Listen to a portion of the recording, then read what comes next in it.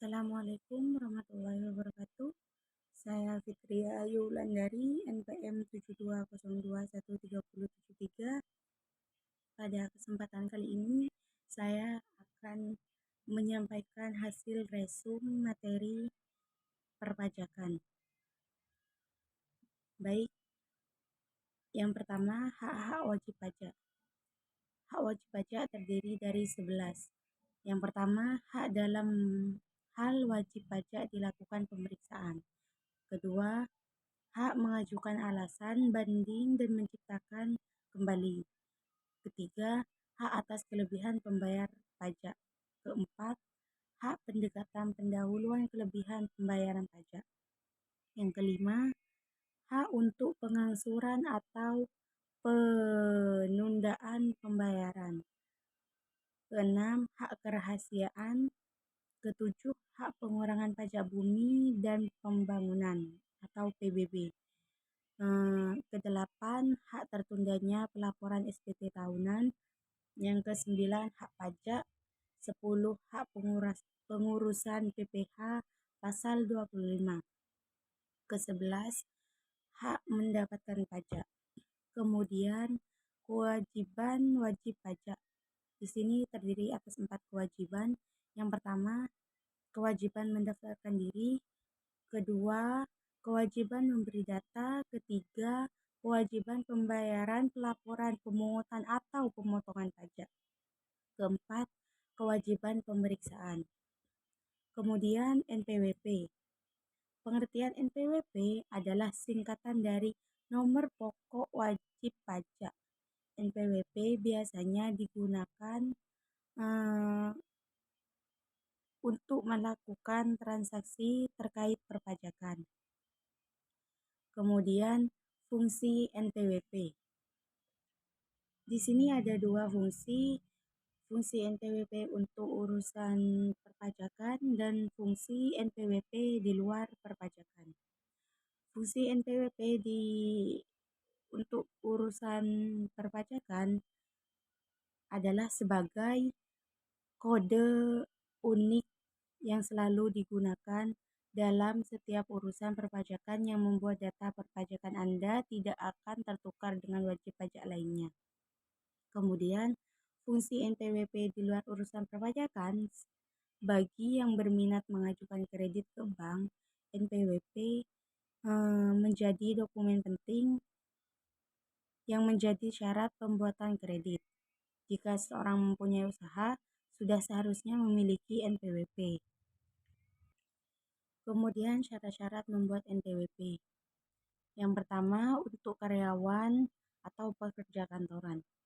Untuk warga negara Indonesia, fotokopi KTP. Untuk warga negara asing, fotokopi paspor atau izin tinggal. Kemudian surat keterangan kerja dari perusahaan tempat Anda bekerja. Kemudian surat keputusan atau SK bagi pegawai negeri. Yang kedua, untuk wirausaha. Untuk warga negara Indonesia, fotokopi KTP. Sama seperti yang karyawan. Untuk warga negara asing, fotokopi paspor atau izin tinggal. Kemudian surat keterangan usaha atau SKU minimal setingkat lurah atau kepala desa atau bukti tagihan listrik. Kemudian surat pernyataan di atas materai 6.000. Kemudian untuk wanita yang sudah menikah, fotokopi NPWP suami. Untuk warga negara Indonesia, fotokopi KTP, fotokopi KK. Untuk warga negara asing, fotokopi paspor atau kartu izin tinggal. Kemudian jika suami warga negara asing, fotokopi dokumen perpajakan luar negeri. Kemudian surat keterangan kerja dari perusahaan. Dan yang terakhir, surat perjanjian pemisahan harta dan penghasilan yang dikehendaki oleh kedua belah pihak. Kemudian penghapusan NPWP. Yang pertama, siapkan formulir permohonan penghapusan NPWP yang dapat dimudahkan di website DJP dan 2 dokumen pendukung sesuai dengan kondisi wajib pajak sebagai berikut. Pertama, orang pribadi yang meninggal dunia dan warisan sudah terbagi surat keterangan kematian dan dokumen sejenis dan instansi yang bertanggung jawab dan surat pernyataan bahwa tidak mempunyai warisan atau surat oleh salah seorang ahli waris. Kemudian orang pribadi yang meninggalkan Indonesia selama-lamanya. Kemudian wanita kawin yang sebelumnya telah memiliki nomor pokok wajib pajak.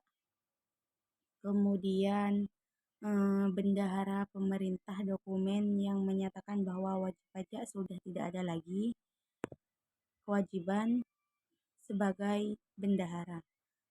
Kemudian wajib pajak yang memiliki lebih dari satu nomor pokok wajib pajak surat pernyataan mengenai kepemilikan NPWP ganda dan fotokopi semua kartu NPWP. Kemudian NPPKP atau penghasilan kena pajak. Nomor pengukuhan PKP merupakan nomor identitas pengusaha kena pajak yang disematkan saat pengusaha dikukuhkan sebagai PKP lewat surat pengukuhan PKP. Kemudian fungsi nomor pengukuhan PKP. Nomor pengukuhan PKP memiliki fungsi sebagai berikut. Yang pertama, sebagai identitas PKP yang bersangkutan selain tentunya NPWP. Kemudian sebagai penanda bagi PKP yang memiliki untuk melaksanakan hak dan kewajiban di bidang pajak pertambahan nilai dan pajak penjualan atas barang mewah. Kemudian sebagai pengawasan administrasi perpajakan. Kemudian pencabutan NPPKP. Pencabutan pengukuhan NPKP merupakan langkah yang diambil manakala status pengusaha kena pajak dirasa tak mampu lagi dipenuhi oleh PKP. Kemudian secara rinci DJP akan melakukan proses pengukuhan PKP terhadap PKP yang termasuk dalam 7 kriteria. Yang pertama, PKP dengan status wajib pajak non-efektif. Kemudian, PKP yang tidak diketahui keberadaan atau kegiatan usahanya. Ketiga, PKP penyalahgunaan status PKP-nya. Keempat, PKP pindah alamat ke wilayah kerja kantor pelayanan pajak. Kelima, PKP sudah tidak memenuhi persyaratan sebagai PKP. Keenam, PKP telah dipusatkan tempat terutangnya pajak pertambahan nilai di tempat lain. Ketujuh, PKP yang sudah tidak memenuhi persyaratan subjektif atau objektif sesuai dengan ketentuan peraturan perundang-undangan. Mungkin hanya itu yang bisa saya sampaikan. Kurang lebihnya saya mohon maaf. Wallahul muwaffiq ila aqwamit thoriq. Wassalamualaikum warahmatullahi wabarakatuh.